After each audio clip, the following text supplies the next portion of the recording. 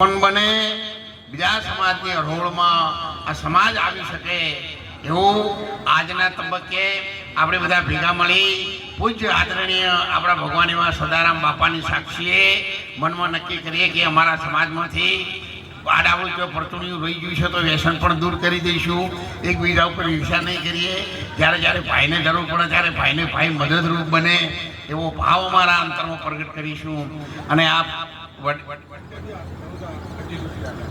આદરણીય કંચનજી તરફથી પણ રણુજા આશ્રમમાં 2500 રૂપિયાનું દાન આપ્યું છે. બોલો રામદેવજી મહારાજ કી. આપણા જુનાગઢ આશ્રમમાં આપણા પ્રમુખ સાહેબ આ બધા બેઠા એ વર્ષોથી લગભગ છેલ્લા 25 વર્ષથી અમે બધા ત્યાં સાથે છીએ. શિવરાત્રિ સેવામાં જુનાગઢમાં જબરજસ્ત એમની સેવા છે. આદરણીય અશોકભાઈ સાહેબને પણ હું મળવાનો થયો. એમના ગામમાં એમના પિતાશ્રી બધા સાથે ખૂબ રહેલા છીએ.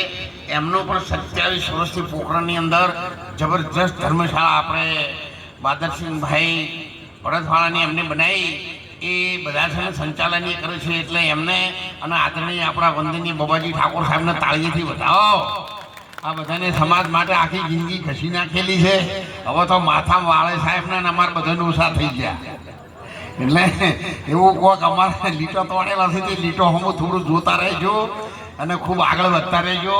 અને રણુજા આવતી બીજ આ બીજે ચાલુ છે, પણ આવતી બીજે લગભગ 200 થી 500 માણસો સારી રીતે રહી શકે એમનું જમવાનું બનાવવાનું તો એ જાતે બનાવશે તો એ ચાલશે ને આપણા તરફથી બનાવવાનું છે તો એ બનશે. નાવા ધોવાની 100 થી 200 માણસની સંપૂર્ણ વ્યવસ્થા આપણે ગોઠવી દીધી છે. એટલે વેલકમ. અને બધા જ વૈશાખ મહિનાની બીજ પછીની બીજથી રેગ્યુલર તમે તાર બીજ વાળાને કહી દેજો હો ભલે ગમે એટલે આવું. અમે એવું નહીં કહેતા દૂધ પાક આલશું, પણ ખીચડી કઢી કે બાજરીનો રોટલો હોય તો આલશું અને આલશું. અને એ બાજરી આપણે કોઈટાથી લઈ જઈ છે, કોઈટાપરાના લુણપુર પુરામાંથી લઈ જઈ છે. અને એ મીઠી બાજરીના રોટલા આખા રાજસ્થાનને ખવડાવવા છે અને જગતમાં ગુજરાતીઓનો જય જયકાર કરી દેવો છે. બોલો રામદેવજી મહારાજ કી જય.